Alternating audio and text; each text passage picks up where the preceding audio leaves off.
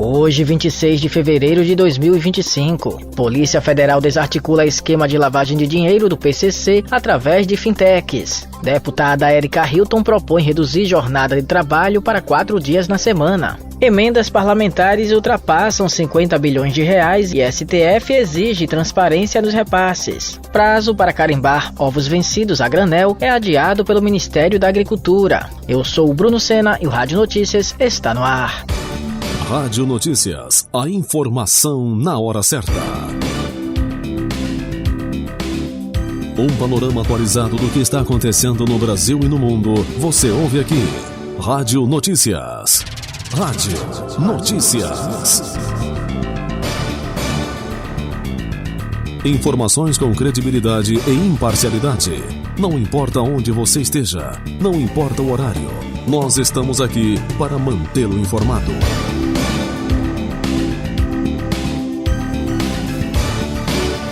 Rádio Notícias. A informação na hora certa.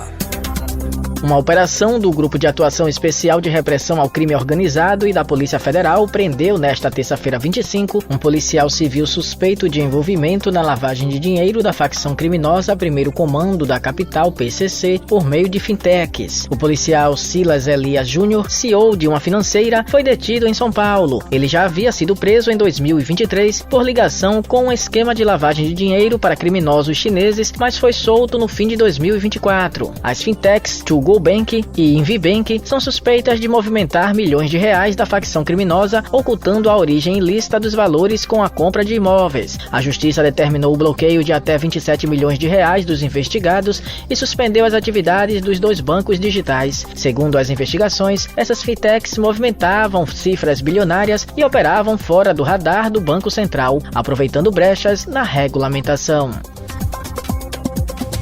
Rejeição ao governo Lula atinge 44%, segundo pesquisa CNT-MDA. Quem traz mais detalhes é Ailton Moreno. Uma pesquisa divulgada nesta terça-feira 25 aponta que a rejeição ao governo do presidente Luiz Inácio Lula da Silva chegou a 44%, um aumento de 13 pontos percentuais em relação à última rodada, realizada em novembro de 2024. A avaliação positiva do governo também caiu, atingindo 28,7%, o menor índice registrado neste mandato. O levantamento mostra que 26,3% dos entrevistados classificam a gestão como regular, enquanto 44% avaliam como negativa, sendo 12% ruim e 32% péssima. A desaprovação pessoal de Lula também subiu, chegando a 55%, o maior percentual desde o início do governo. Além disso, a pesquisa revelou que 64,8% dos entrevistados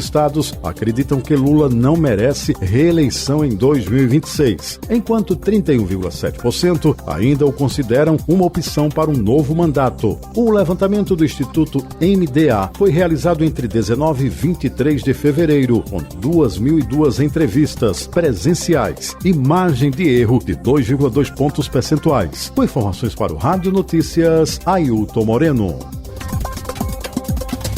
A deputada Érica Hilton, do PSOL de São Paulo, apresentou uma proposta de emenda à Constituição, PEC, que prevê a redução da jornada máxima de trabalho para 36 horas semanais, distribuídas em 4 dias por semana. A medida tem como objetivo eliminar a escala 6x1, que estabelece 6 dias de trabalho seguidos por 1 de descanso. A proposta foi protocolada na Câmara dos Deputados nesta terça-feira 25, após reunir apoio de 209 parlamentares, superando as 171 assinaturas exigidas para a apresentação de uma PEC. O projeto nasceu de uma mobilização popular impulsionada pelo movimento Vida Além do Trabalho, VAT, que coletou mais de 1 milhão de assinaturas para pressionar o Congresso a discutir o tema. A redução da jornada de trabalho já é debatida em diversos países e tem sido testada por empresas ao redor do mundo, com estudos indicando benefícios para a produtividade e a saúde mental dos trabalhadores.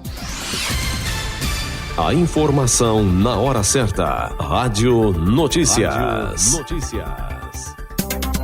O pagamento de emendas parlamentares deve ultrapassar a marca de 50 bilhões de reais no orçamento deste ano, reforçando o controle do Congresso sobre a destinação de parte dos recursos públicos. O valor representa cerca de 20% de todas as despesas discricionárias do governo federal, ou seja, aquelas em que o Executivo pode decidir a alocação. O crescimento dessas verbas tem gerado críticas por dificultar o planejamento do governo federal e favorecer a fragmentação do orçamento. O Supremo Tribunal Federal, STF, já determinou bloqueios e exigiu maior transparência, especialmente nas chamadas emendas PIX, que permitem repasses diretos a estados e municípios sem necessidade de convênio. Agora, a Corte exige a apresentação de um plano de trabalho detalhado antes da liberação dos recursos. Saúde lança a estratégia para vacinar 3 milhões de jovens contra HPV. José Carlos Andrade traz mais informações. O Ministério da Saúde vai promover uma estratégia nacional com o objetivo de vacinar adolescentes de 15 a 19 anos que ainda não foram imunizados contra o HPV, papilomavírus humano. A ação tem como meta corrigir o acúmulo de não vacinados desde 2014, quando a vacina foi introduzida no Brasil. Dessa forma, o Ministério trabalha para proteger uma faixa etária vulnerável a doenças relacionadas ao HPV, como o câncer de colo do útero. A campanha vai ser realizada prioritariamente em 121 municípios que possuem as maiores proporções de jovens não protegidos. Essas cidades têm aproximadamente 3 milhões de adolescentes que precisam ser vacinados. O objetivo é imunizar ao menos 90% do público-alvo. Segundo estimativas do Ministério da Saúde, cerca de 7 milhões de adolescentes de 15 a 19 anos ainda não foram vacinados em 2024. Todas as orientações para a realização da estratégia podem ser consultadas no site gov.br/saúde. Da agência Rádio Gov em Brasília, José Carlos Andrade.